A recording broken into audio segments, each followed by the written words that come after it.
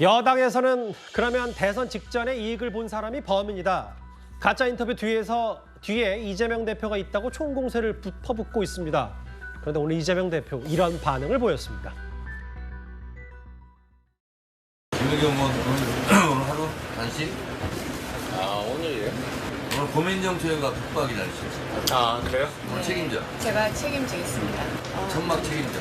밤 10시까지? 녹음은 들어봤더니 입에서 없이 그 넘겨봤는데 기획 인터뷰가 전혀 아니거든요. 녹음 파일이 공개됐는데도 계속 지금 공격하는 거죠. 저는 이건 진짜 정치 공작이라고 봅니다. 왜냐하면 그때 장제원 의원이 가방에서 폐간을 얘기하고 그다음에 이제 방통위가 조치를 내리고 고발하고 검찰 수사가 그냥 일사불란하게 진행되고 있어서 저 녹취 파일을 구했을 텐데 근데도 이건 무슨 명목으로 신앙님을 보고 그래? 뭔 죄로? 선거법은 공소시효가 지나고 뭔 죄가 되지? 명예훼손? 누구의 명예훼손? 공작도 아니고 조작이다.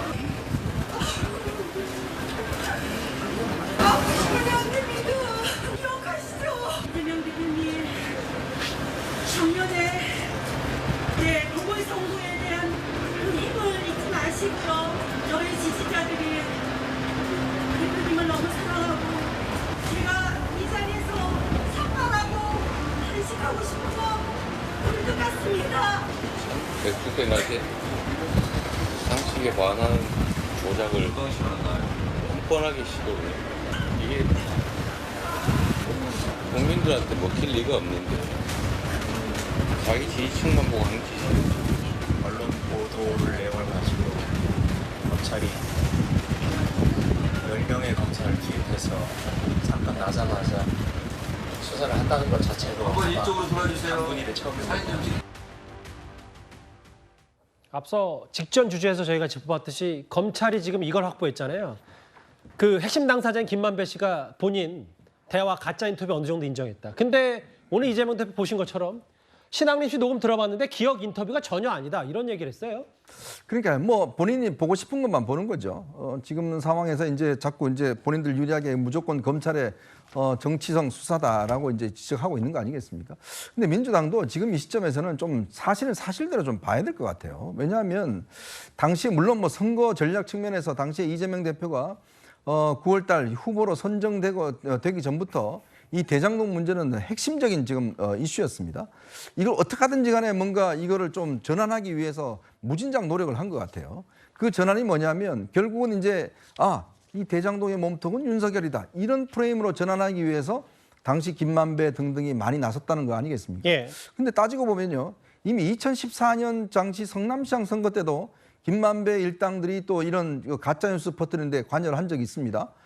특히 당시에 YTN 관련해서 가짜뉴스를 그 당시에 천화동인 7호 소유주였던 그 기자 출신 배모 씨가 그걸 했고 그 선거에 영향을 많이 미쳤다는 나오잖아요. 그러니까 이미 한번 경험이 있는 거죠. 그러니까 그렇기 때문에 대선에서 이재명 대표가 반드시 대통령이 돼야지만이 김만배는 수천억에 달하는 이득을 가져갈 수가 있는 거예요. 그리고 김만배가 이야기했잖아요.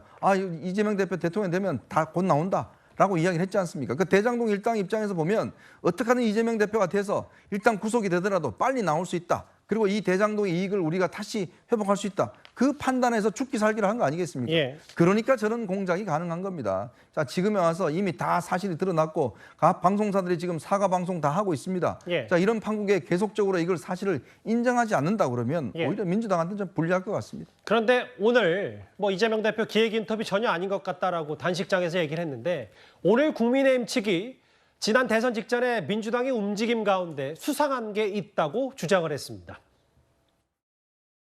여론 조작으로 가장 큰 수혜를 보는 누군가가 분명 뒷배 역할을 했을 것이고 이득을 볼 것으로 판단한 누군가는 스피커 역할을 하며 부단히 가짜 뉴스를 퍼뜨렸을 것입니다. 이번에도 진실은 이재명 대표를 향하고 있습니다.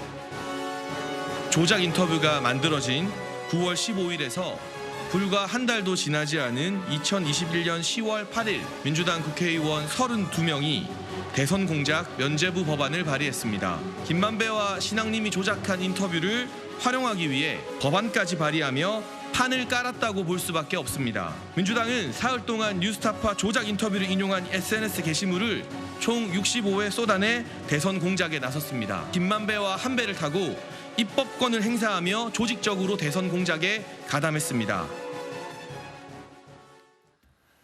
장해찬 청년 최고위원이 오늘 2시에 예고를 했었잖아요.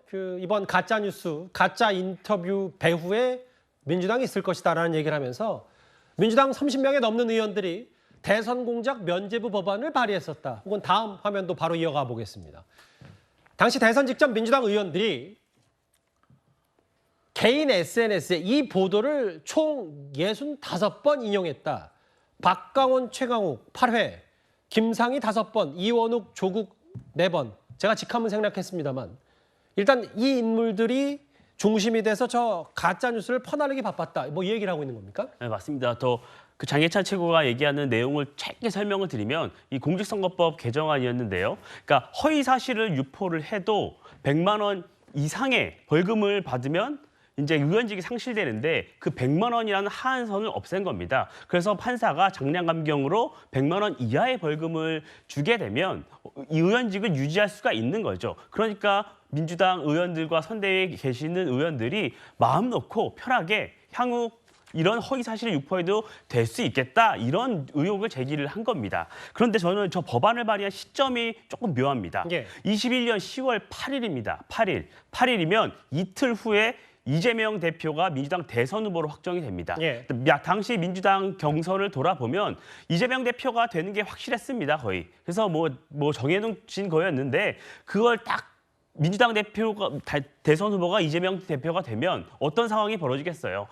대장동 사건이 조명이 될 수밖에 없고 본선에서도 대장동을 갖고 싸울 수밖에 없는 상황이었죠. 그러니까 민주당은 이런 법안도 발의하고 SNS로 총 공세를 펴고 이런 거를 준비를 했다는 의혹입니다. 이게 왜 논란이 되냐? 근데 민주당의 언론관 때문이라고 저는 생각을 해요.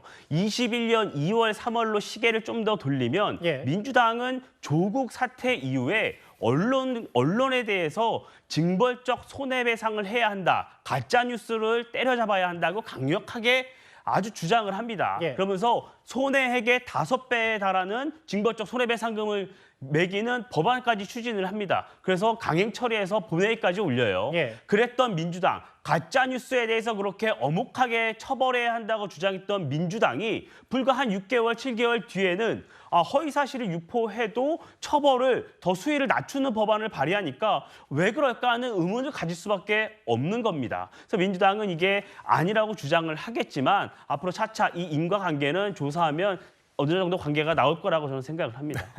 그 언론중재법 막은 반대한 게 누굽니까? 국민의힘이에요. 그리고 나서 지금에 와서는 또 입장 바꿔가지고 가짜뉴스 끝까지 처벌하고 사형식까지 시키자면서요. 그렇게 하고 있는 게 지금 국민의힘입니다. 앞뒤가 맞지가 않아요. 그리고 지금 장해찬 최고가 제가 뭐 방송도 같이 많이 해서 친분도 있습니다만은 저는 오늘 오후 2시에 뭐가 진짜 나올 줄 알았어요. 무슨 녹취록이 나올 줄 알았는데 아니 이거 완전 내피셜이죠. 짜맞춰도 이렇게 짜맞추면 이게 말이 되는 얘기입니까? 아니 입법 발의한 내용과 이것이 어떻게 공모했다는 증거가 됩니까? 저는 오늘 장해찬 최고에 굉장히 실망했어요.